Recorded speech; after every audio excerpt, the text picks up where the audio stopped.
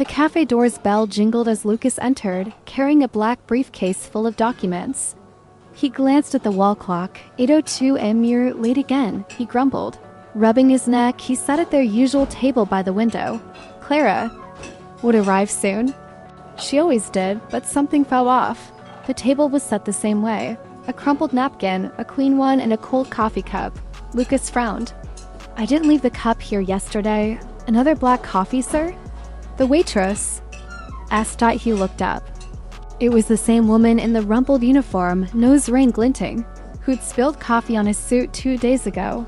Yes, he said, and she disappeared. The door opened again. Clara walked in wearing a leather jacket and clutching a sketchbook. Her curly hair was as untamed as ever, and she smiled at him. You're late, she said. Sitting down, Lucas opened his mouth to reply, but the words died. She wasn't wearing her wedding ring. Clara, your ring... He began, and she glanced at her left hand bare. Oh, that, she murmured, touching her finger. I lost it at the hospital yesterday. Hospital? What happened? Nothing. She flipped open her sketchbook. How was the meeting? Clara, black coffee. The waitress interrupted, placing the cup before him. The clock read 8:05. She was identical to the waitress from that morning 2 days prior.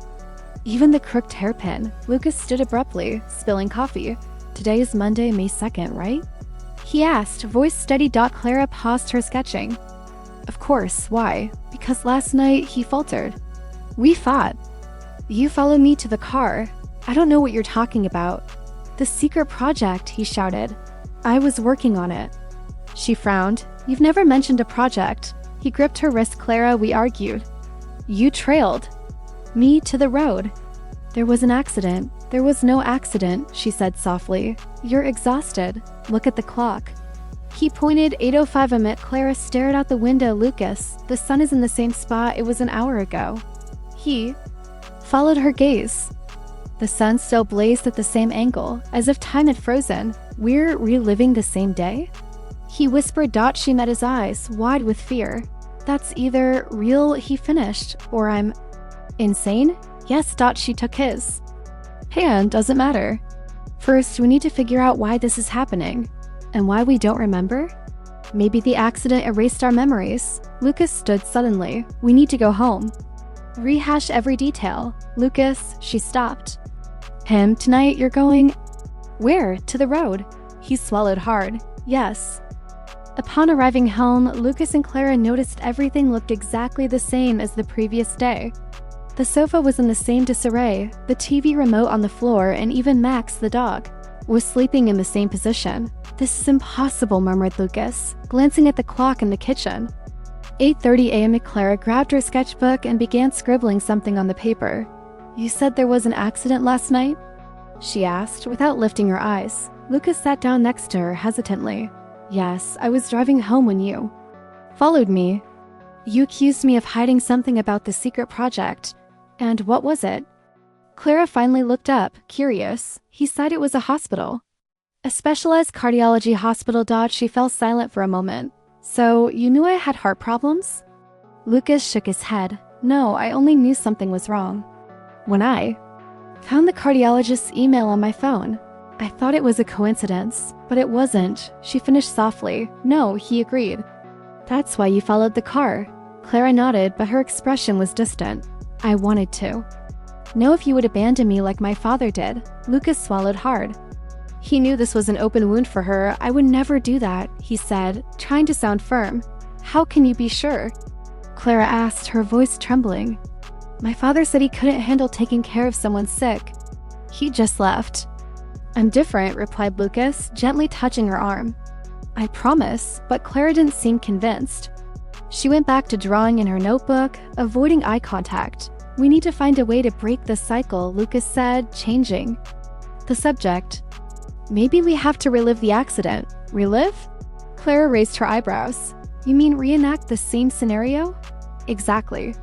If we can get to the exact point where everything started, maybe we can figure out why. Clara frowned. And if it's dangerous? What if the cycle sends us back to the beginning? We have to take the risk, insisted Lucas. Each time we repeat the day, something changes. Today, for example, you weren't wearing your wedding ring, maybe because I lost it at the hospital, retorted Clara.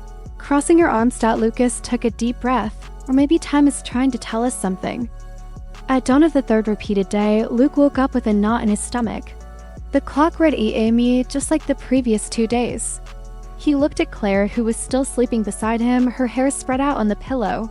You need to tell me, he said softly, gently shaking her. Claire opened her eyes slowly, blinking several times before sitting up. Tell you what? She asked, confused. About the hospital. And about the wedding ring. Why weren't you wearing it today? She hesitated, but her expression changed. I lost it last night, she admitted quietly. When I followed you, Luke furrowed his brow. But why did you follow me? Because I knew something was wrong. She took his hand, avoiding eye contact. I saw the cardiologist's email on your phone. He swallowed hard. So you knew? I knew there was something serious. Claire sighed. I thought you were going to leave me like my father did. Luke fell silent for a moment. My father also abandoned me, he confessed finally. But that doesn't mean I'm like him, Claire stood abruptly. I don't know what to think anymore. She began pacing the room nervously. Maybe all this is happening because we're both afraid of being abandoned, or maybe it's happening because we need to overcome those fears, Luke countered, following her. After the long morning discussion, Luke and Claire decided they needed to act. Time was standing still, but they couldn't stay trapped forever. The feeling of repetition was suffocating, like being in a dream they couldn't wake up from. We need to go back to the exact spot of the accident, said Luke, walking along the dark road. His voice echoed in the night silence, his steps making a soft sound against the cold asphalt.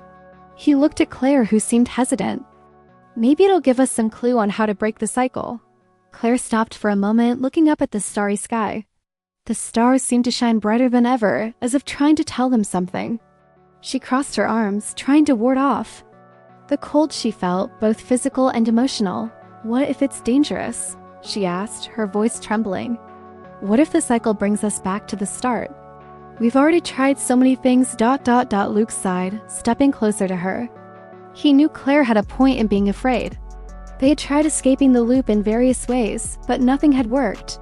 However, something inside him told him this time would be different. We have to take the risk, he insisted, firmly holding her hand. His touch was warm, transmitting a sense of security that Claire desperately needed at that moment. Each time we repeat the day, something changes. For instance, today you weren't wearing your wedding ring. Claire furrowed her brow, deep in thought. She looked at her left hand, now empty, and felt a pang in her chest. Maybe because I lost it at the hospital, she replied. Her voice heavy with uncertainty. Luke shook his head, disagreeing. Or maybe because time is trying to tell us something. She stared at him, searching for answers in his eyes. Luke appeared determined, yet also vulnerable. It was as if he were fighting his own fears while trying to comfort her. What do you think time is trying to tell us? Asked Claire finally. Luke hesitated before answering. He looked ahead at the road, where the red car was still parked in the same spot. It seemed like a constant symbol of everything they didn't understand. I think we need to face our fears, he said at last. Maybe the reason we're stuck here is that we haven't been able to overcome what scares us. Claire lowered her gaze, reflecting on his words. She knew Luke was right. From the beginning, her greatest fear had been abandonment, just like when her father left her as a child. And now she feared Luke would do the same. I just don't want to lose you, she admitted, her voice almost a whisper. Luke squeezed her hand, pulling her closer. You won't lose me. I promise. The two continued walking toward the site of the accident, each step feeling heavier than the last. The air was thick with tension, but also with hope. They knew this might be their last chance to break the cycle. When they reached the exact spot where the car had stopped abruptly, Claire felt a chill run down her spine. Everything looked the same, but something about the atmosphere felt different. It was as if time itself was holding its breath, waiting for them to make a call. Decision? And now? She asked, looking at Luke. He took a deep breath, trying to find the right words. Now we face it together.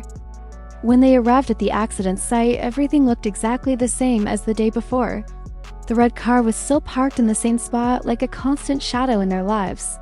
The road was deserted, wrapped in an unsettling silence that echoed in both of their minds. I don't understand, murmured Claire, staring at the vehicle. Her voice was low but filled with frustration. Why is this still here? Luke took a deep breath, trying to stay calm. He knew any misstep could make things worse. Maybe it's a clue, he said, slowly approaching. Or maybe it's forcing us to remember something we've forgotten. Claire frowned, irritated. Her emerald eyes shone with a mix of anger and accumulated exhaustion. Forget? How could we forget this? Luke realized she was on the verge of an emotional breakdown.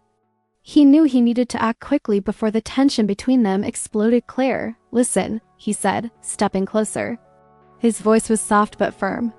We can't give up now. She stared at him, her green eyes shining with a mix of anger and frustration. And what do you suggest we do? Stay here until dawn? If necessary, replied Luke, his expression resolute. Claire shook her head. Incredulous. You don't get it, Luke. I've tried all of this before. I've been here, I've done this. And nothing changes. Luke felt a pang of guilt as he realized his words weren't helping. He lowered his head for a moment, reflecting on what to say next. Maybe it's about us, he finally said, lifting his eyes to meet hers. Maybe the loop isn't just about the accident, but about what we're hiding from each other. Claire froze, her expression shifting from anger to confusion. What do you mean? Luke hesitated before continuing. He knew this conversation would be difficult but also necessary. I never told you about the hospital because I was afraid you'd blame me. Claire's eyes widened in surprise. Blame you for what? For your heart, he admitted, his voice almost a whisper. She fell silent for a moment, processing what he had said. You knew about my heart? Luke nodded, avoiding eye contact. Yes, when I found the cardiologist's email, I knew something was wrong. But I didn't want to face it. I was afraid you'd think I was abandoning you, like your father did. Claire felt a tightness in her chest. She'd always feared being left behind, but she never imagined Luke carried this burden to So you hid. If for me? She asked, her voice trembling. I wanted to protect you, he replied, finally looking at her. But I see now that it only made things worse. Claire lowered her eyes, trying to hold back tears. She knew Luke was being sincere, but it still hurt to know he had kept this secret for so long. I also hid something from you, she admitted finally. Luke frowned, surprised. What? I knew I was sick, she said, her voice almost inaudible. I found out months ago, but I didn't tell you because I thought you'd leave me. Luke felt a lump in his throat. He never imagined Claire had been carrying this weight alone. I'd never do that, he said, holding her hand. Never. The two stood in silence for a long moment, absorbing the revelations. The weight of their secrets began to lift, but there was still much to resolve. Maybe the loop is forcing us to face these truths, said Luke finally. Claire nodded, wiping away her tears. Then let's face them together. After the revelations at the accident site, Luke and Claire decided to head back home. The silence between them was heavy, but different from before. Now it carried a shared weight, as if both were processing the truths they had exposed. I don't know if I can do this, said Claire as they slowly walked along the dark road. Her voice was low, almost a whisper. Luke looked at her, surprised. Do what? Face all of this, she replied, pointing to the red car in the distance. This loop, my insecurities. You. Luke stopped for a moment, reflecting on what she had said. He knew Claire was struggling with something bigger than just the time loop. We're not alone in this, he said, holding her hand. We're together, Claire sighed, trying to find comfort in his words. She wanted to believe him, but she still felt the weight of years of emotional abandonment. What if I'm not strong enough? She asked, her voice trembling. Luke squeezed her hand more firmly. You're already stronger than you think. They continued walking in silence, each step feeling lighter than the last. When they arrived home, Claire sat on the couch, covering her face with her hands. I don't know what to do, she admitted finally. Luke sat beside her, placing a hand on her shoulder. Maybe we don't need to know everything right now, but we can start by facing our fears, one at a time. Claire looked at him, her emerald eyes glistening with unshed tears. What if that's not enough? Then we try again, replied Luke, his voice calm but firm. Until we succeed. Claire took a deep breath, trying to absorb his words. She knew Luke was right, but trusting completely was still difficult. Do you really think we can break this cycle? She asked hesitantly. Luke nodded. Yes, but only if we're willing to face everything that scares us. Claire lowered her eyes, thoughtful.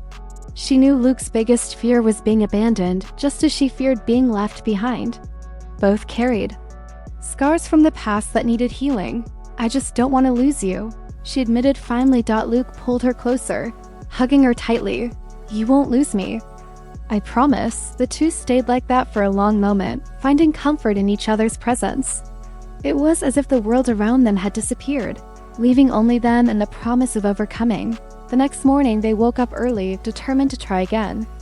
The clock read 8 a.m. as always, but this time something felt different. Today is the day, said Luke, looking at the clear sky through the window.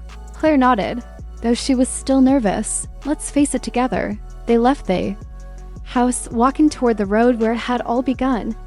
The red car was still there, but now it seemed less threatening. Are we ready? Asked Claire, looking at Luke. We are, he replied, holding her hand. Together they took a step forward, determined to break the cycle once and for all. As they left the house, Luke and Claire felt a different weight in the air. It was as if the world around them was waiting, watching their every move. Do you really believe we can do this? Asked Claire as they walked toward the road. Her voice still carried a trace of uncertainty, but there was something new in it, a faint glimmer of hope. Luke looked at her, holding her hand firmly. We have to believe. If we don't try, we'll never know. Claire nodded, though her heart was still racing. She knew this was the decisive moment. If they failed again, they might never escape the cycle. When they arrived at the accident site, the red car was still there, but now it seemed less intimidating. It was as if it were there only to witness their courage. And now? Asked Claire, looking at Luke. Now we face it together, he replied. Determined. Luke began walking toward the car, pulling Claire with him. She hesitated for a moment but soon followed his steps. As they got closer, they noticed something strange. The car was slightly different this time. There was an envelope on the driver's seat, visible through the glass. That wasn't here before, murmured Claire, surprised. Luke frowned, leaning closer to get a better look. He tried to open the door, but it was locked. It seems we need to find another way, he said. Looking around, Claire noticed something on the ground next to the car. It was a small key, almost invisible against the dark asphalt. Look, she said, picking up the key. Luke smiled, encouraged by the discovery. Maybe this is it. They carefully opened the car door. Inside, the envelope was sealed with their names written on the front. Luke picked it up with trembling hands and slowly opened it. Inside, there was a single sheet of paper with a handwritten message. To break the cycle, you must face what you fear most.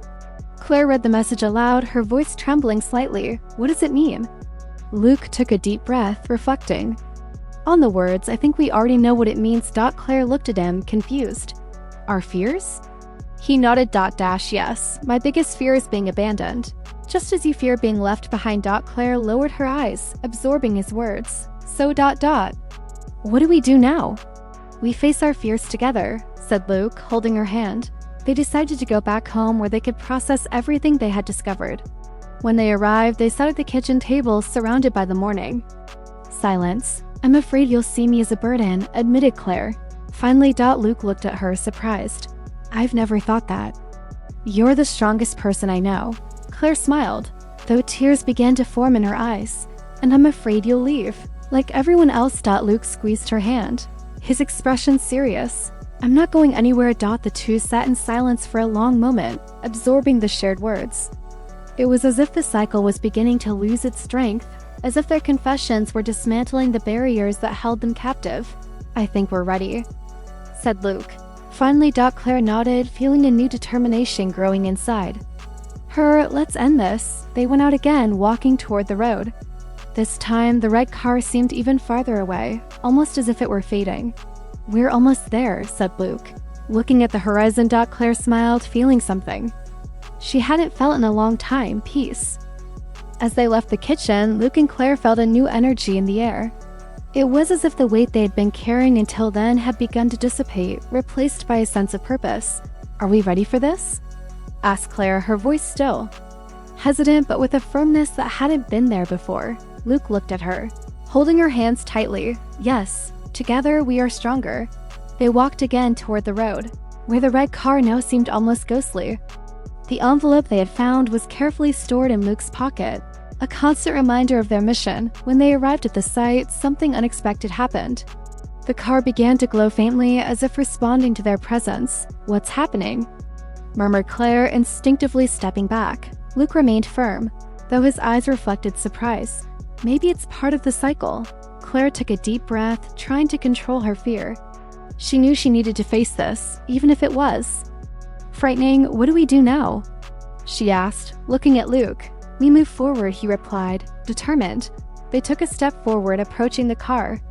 When they touched its surface, a bright light enveloped them, transporting them to a completely different space. They found themselves in a white, empty environment without beginning or end. Before them, a figure appeared.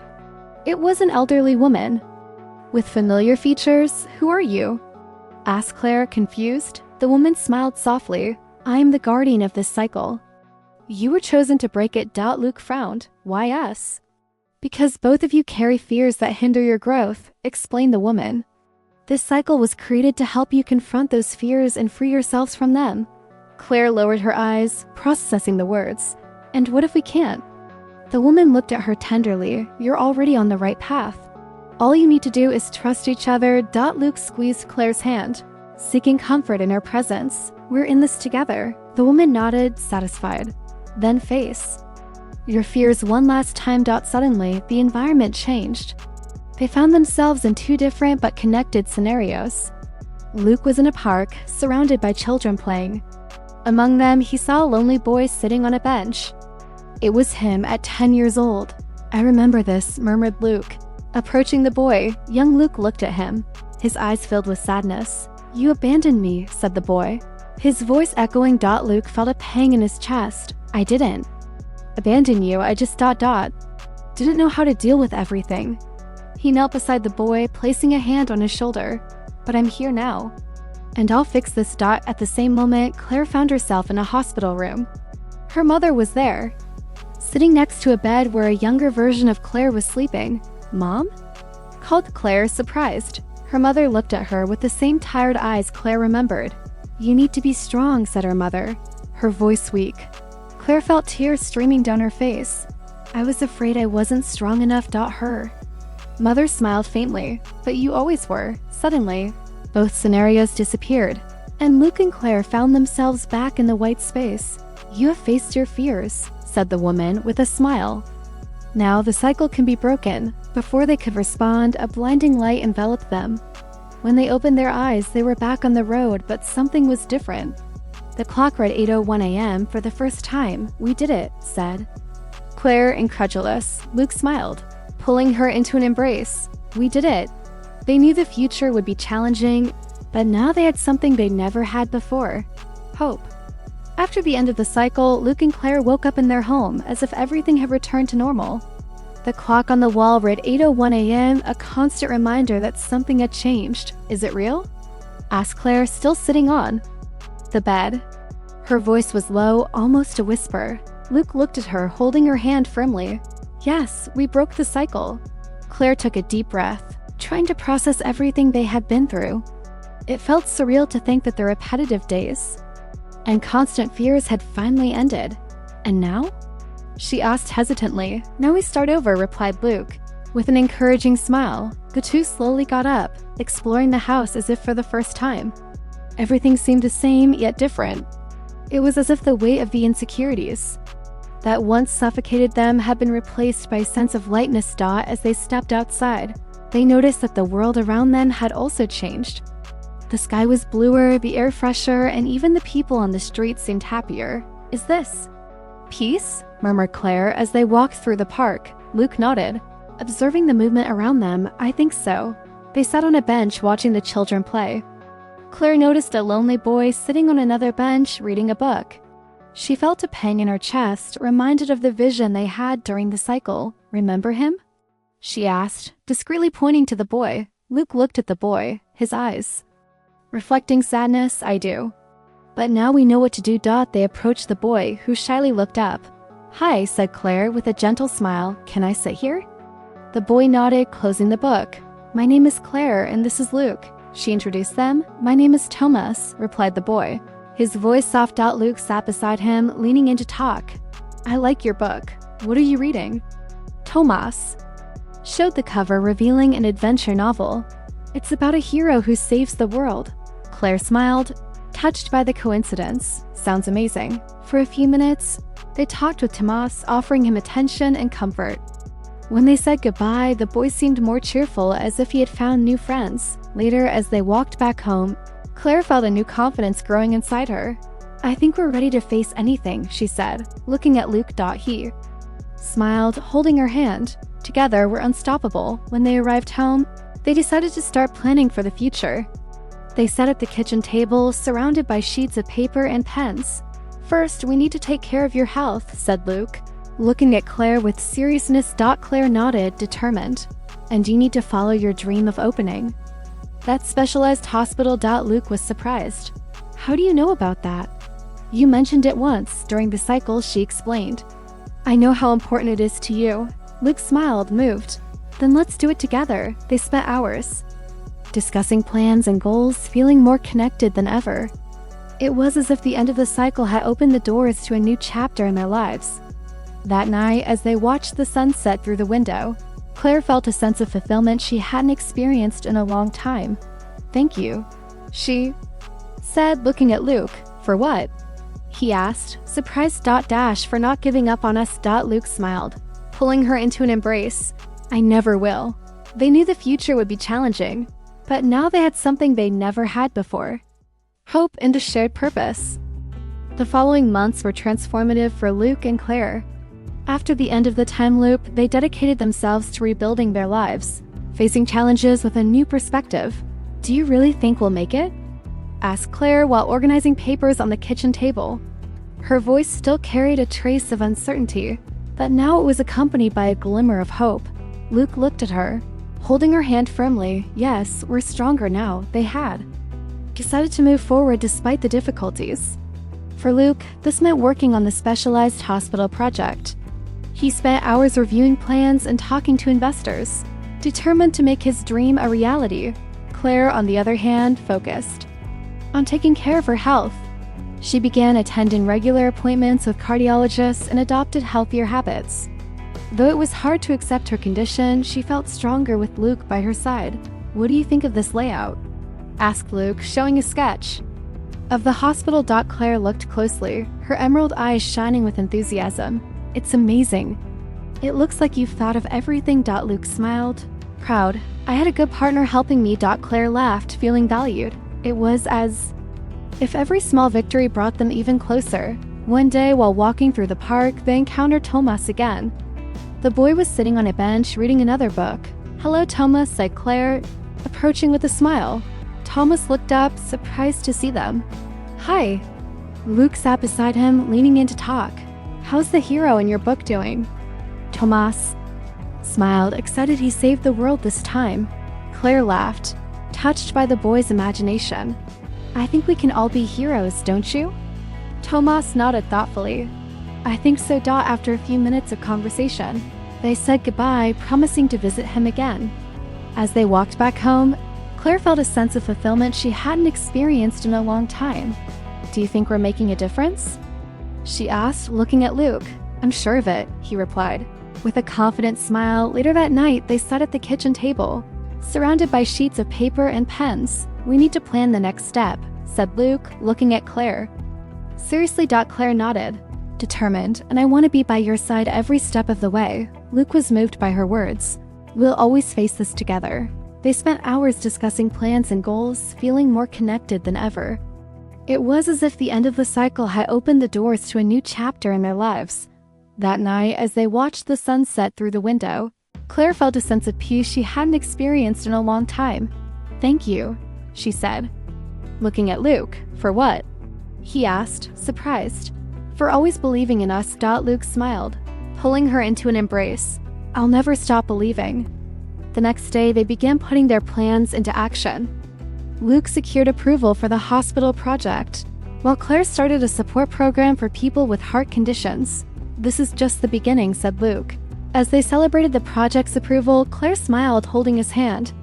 And it will be amazing. They knew the future would be challenging, but now they had something they never had before: hope and a shared purpose. Months had passed since Luke and Claire began rebuilding their lives. The specialized hospital was about to open, and Claire had become a central figure in the support program for cardiac patients. However, despite all their progress, they knew there were still challenges ahead. "Are you nervous?" asked Luke as they walked through the corridor of the nearly completed hospital. Claire took a deep breath, adjusting the strap of her bag a little.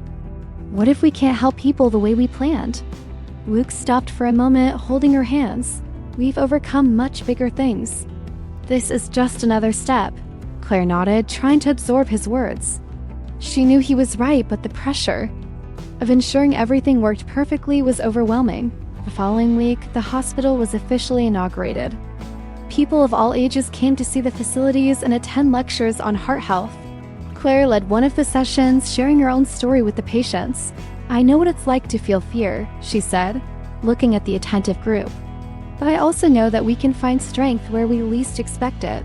After the lecture, a young woman approached timidly.